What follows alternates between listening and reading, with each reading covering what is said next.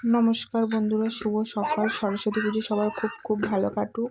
তো আমরা রেডি হয়ে নিয়েছি, এখন যাব সরস্বতী পূজার মণ্ডপে, কারণ রূপমকে হাতে খড়ি দিতে হবে। তোকে নিয়ে চলে যাচ্ছি মণ্ডপে ওর হাতে খড়ি দেওয়ার জন্য। তো মণ্ডপে চলে এসেছি, রূপম বসে আছে আর ভিতরে পুষ্পাঞ্জলি চলছে। রূপমের বাবা পুষ্পাঞ্জলি দিচ্ছে। তো আমি পুষ্পাঞ্জলি দিইনি, রূপমকে নিয়ে বাইরে দাঁড়িয়ে আছি। পুষ্পাঞ্জলি হয়ে গেলে রূপমের হাতে খড়ি হবে।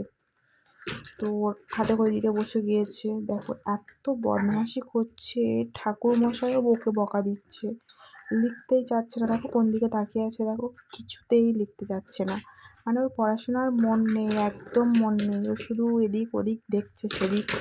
তো ঠাকুর মশাই ওকে কিছুতেই লাগাতে পারছে না।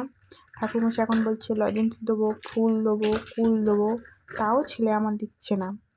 তো অনেক কষ্টে একটু নিয়ম পালার মতো একটু লিখেছে মনে হয়। একটু লিখেছে। তো আমি ভিতরে ভালো করে দেখতে পাচ্ছি না, একটু ধরিয়ে ধরিয়ে লিখিয়েছে।